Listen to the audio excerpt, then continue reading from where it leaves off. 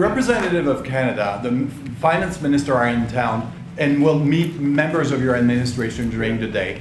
Any chances that you will ban on the tariffs on aluminum and the ones that are planned for April 2nd? No. You are not going to change your No, mind? not. Look, we've been ripped off for years, and we're not going to be ripped off anymore. No, I'm not going to bend at all. Aluminum or steel or cars. We're not going to bend. We've been ripped off as a country for many, many years. Tariffs. A fancy way of saying, we don't like your stuff, so we'll make it more expensive. Politicians love to throw this word around like it's the ultimate power move in global trade.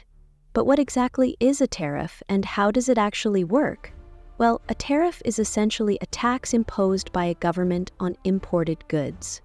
The idea is to make foreign products more expensive so that people buy domestic alternatives instead. That sounds like a great way to protect local businesses, right? Well, not so fast. Because in reality, tariffs often cause inflation, price gouging, and trade wars that spiral out of control. You might think tariffs are some recent invention, but no, this nonsense has been going on for decades. And guess what started one of the most ridiculous trade wars in history? Not oil, not weapons, not even luxury goods. Nope, chicken. After World War II, Germany was rebuilding, and their people discovered a deep love for American chicken. It was cheap, it was delicious, and it was everywhere. American farmers were making a killing until European farmers got jealous. So, what did they do? They slapped a fat tariff on U.S. chicken, nearly doubling its price overnight. Sales tanked. The U.S. could have responded diplomatically, maybe, negotiated, but no. Washington went full revenge mode and threw a 25% tariff on German trucks. Volkswagen, which was doing pretty well in the U.S. truck market, suddenly found itself not doing so well anymore. Their truck sales collapsed, and spoiler alert, they never fully recovered. Meanwhile, Germans still had to pay more for their chicken, and Americans had fewer truck options. Everyone lost. Well played, tariffs. Fast forward to modern times, and we're still pulling these moves. During his first term, Donald Trump went all in on tariffs, targeting steel, aluminum, and even washing machines. Yes, washing machines. Why? Because foreign washing machines were apparently a threat to America.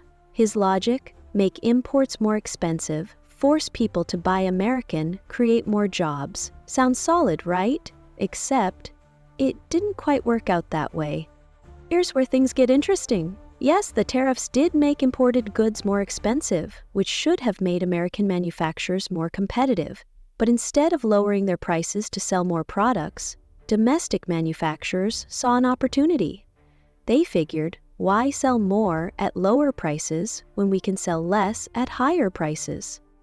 And that's exactly what they did.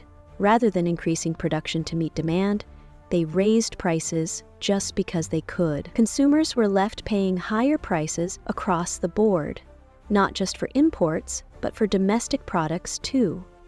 That, my friends, is how tariffs don't just make things more expensive, they fuel inflation and price gouging. And let's not forget China. Trump's trade war with China was supposed to bring them to their knees.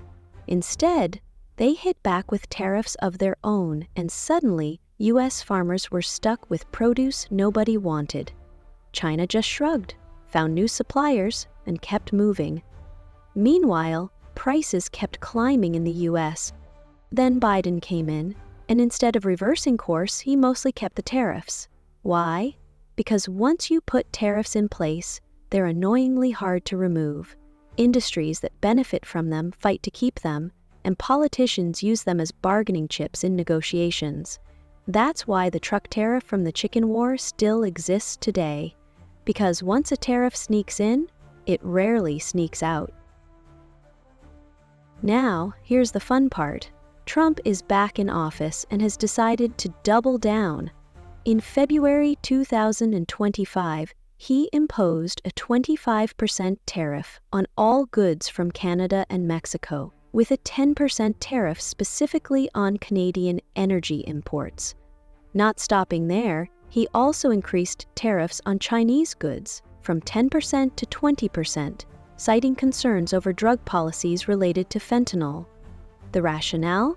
To force companies to manufacture in the US and reduce dependence on foreign goods. The reality? Economists predict that this could lead to even higher prices for everyday Americans and potentially cost up to 600,000 jobs.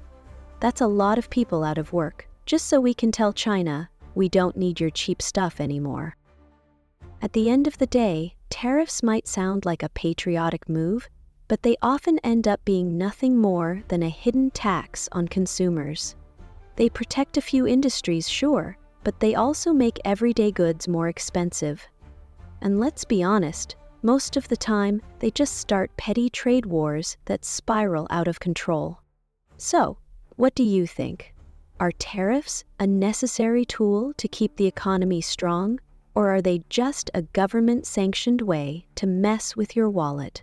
Drop your thoughts in the comments, and if you enjoyed this breakdown, don't forget to like and subscribe, because unlike tariffs, watching my videos is free.